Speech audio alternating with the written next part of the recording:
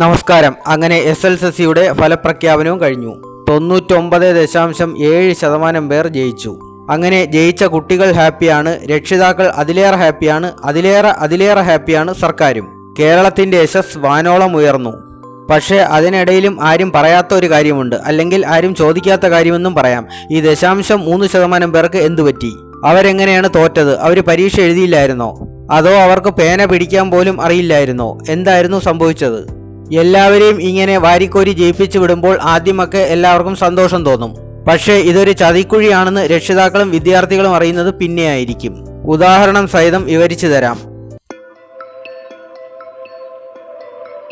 വിദ്യാർത്ഥികൾക്കിടയിലെ മാനസിക സമ്മർദ്ദം കുറയ്ക്കുക, അതോടൊപ്പം തന്നെ അവരെ മത്സര ബുദ്ധിയിലേക്ക് തള്ളിവിടുന്ന രക്ഷിതാക്കളുടെ ആ പ്രവണതയ്ക്ക് മാറ്റം വരുത്തുക എന്നീ കാര്യങ്ങൾ ചൂണ്ടിക്കാട്ടിയാണ് മാർക്ക് സിസ്റ്റത്തിൽ നിന്ന് ഗ്രേഡ് സിസ്റ്റത്തിലേക്ക് ചുവടുവെച്ചത്.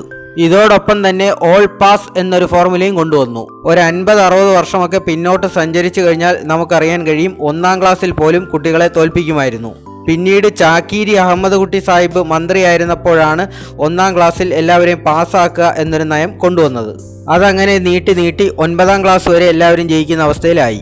എങ്കിലും 10-ാം ക്ലാസ് ജയിച്ചു കിട്ടുക എന്നുള്ളത് ഒരു കടമ്പ തന്നെയായിരുന്നു. അന്നൊക്കെ 10-ാം ക്ലാസ് എന്ന കടമ്പ കടക്കണമെങ്കിൽ കുറഞ്ഞത് ഒരു കഴിവുണ്ടായിരിക്കണം.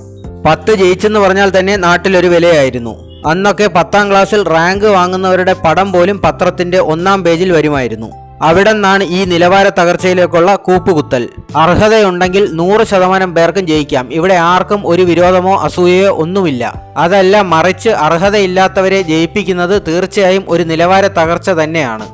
അതിനെക്കുറിച്ച് പൊതുവിദ്യാഭ്യാസ ഡയറക്ടർ ശ്രീ ഷാനവാസ് പറഞ്ഞത്, ഭൂരിഭാഗം കുട്ടികൾക്കും, അതായത് A+ വാങ്ങിയ കുട്ടികൾക്ക് പോലും സ്വന്തം പേര് പോലും തെറ്റുകൂടാതെ എഴുതാൻ അറിയില്ല എന്നതാണ്. വെറുതെ മാർക്ക് വാരി കൊടുത്ത് ഒരു വിദ്യാർത്ഥിയുടെ ഭാവി നശിപ്പിച്ച ഒരു സംഭവം ഞാൻ ഇവിടെ പറയാം. ഇത് നടന്ന സംഭവം തന്നെയാണ്. എൻ്റെ വീട്ടിൻ്റെ അടുത്തുള്ള ആള് തന്നെയാണ് കക്ഷി. സ്കൂൾ വിദ്യാഭ്യാസ കാലത്ത് ആള് സാമാന്യം നല്ല ഉഴപ്പൻ തന്നെയായിരുന്നു. അവൻ 10-ാം ക്ലാസ് കടന്നു കിട്ടുമെന്നുള്ള കാര്യത്തിൽ വീട്ടുകാർക്ക് ഒരു പ്രതീക്ഷയും ഇല്ലായിരുന്നു. വീട്ടുകാർ സാമ്പത്തികമായി അത്ര മികച്ച സ്ഥിതിയിലുള്ള രുമല്ല.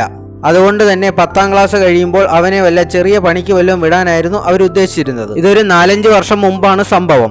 അവൻ 10-ാം ക്ലാസ്സിൽ പരീക്ഷ എഴുതി മിക്കവാറും തോൽക്കും എന്നുള്ള പ്രതീക്ഷയിലായിരുന്നു ഇരുന്നത്. വീട്ടുകാരും അങ്ങനെ തന്നെയാണ് വിശ്വസിച്ചിരുന്നത്. പക്ഷേ റിസൾട്ട് വന്നപ്പോൾ പരീക്ഷ എഴുതിയ അവനെ പോലും ഞെട്ടിച്ചുകൊണ്ട് അവന് ഉയർന്ന ഗ്രേഡ് കിട്ടി. അതോടെ വീട്ടുകാരുടെ പ്രതീക്ഷയും വാനോളമായി.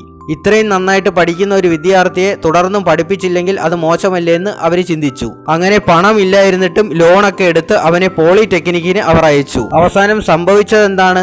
അവന് ഒരു പേപ്പർ പോലും അതിൽ പാസ്സാവാൻ കഴിഞ്ഞില്ല. അവന് ആ കോഴ്സിൽ പഠിപ്പിക്കുന്നതൊന്നും മനസ്സിലാവുമായിരുന്നില്ല. എന്നിട്ട് 3-4 വർഷം ഇതിന്റെ പിറകെ പോയി അവൻ സമയവും പൈസയും എല്ലാം കളഞ്ഞു. ഇപ്പോൾ ഒരു ചെറിയ കോഴ്സിന് വീണ്ടും ചേർന്നു. ഇത് ഒരാളിൻ്റെ മാത്രം സംഭവമാണെന്ന് ഞാൻ വിശ്വസിക്കുന്നില്ല. കേരളത്തിൽ നോക്കിക്കഴിഞ്ഞാൽ ഇതുപോലെ അനേകം ചെറുപ്പക്കാർ കാണും, അല്ലെങ്കിൽ ചെറുപ്പക്കാരികളും കാണും. എല്ലാവർക്കും 10-ാം ക്ലാസ്സിൽ A+ ഗ്രേഡ് കൊടുക്കുക, എല്ലാവരെയും എഞ്ചിനീയർമാരാക്കുക, എല്ലാവരെയും ഡോക്ടർമാരാക്കുക, ഇങ്ങനെ ഒരു പ്രവണത ഒരിക്കലും ഒരു നാടിനും നന്നല്ല. നമ്മൾ വിദേശ രാജ്യങ്ങളിലേക്ക് നോക്കൂ, അവരൊന്നും ഒരിക്കലും ഈ രീതിയിൽ ചിന്തിക്കില്ല.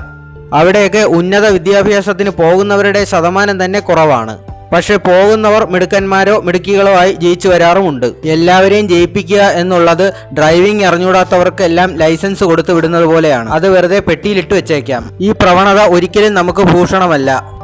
തൽക്കാലത്തേക്ക് വിദ്യാർത്ഥികളെയും രക്ഷിതാക്കളെയും സന്തോഷിപ്പിക്കാം.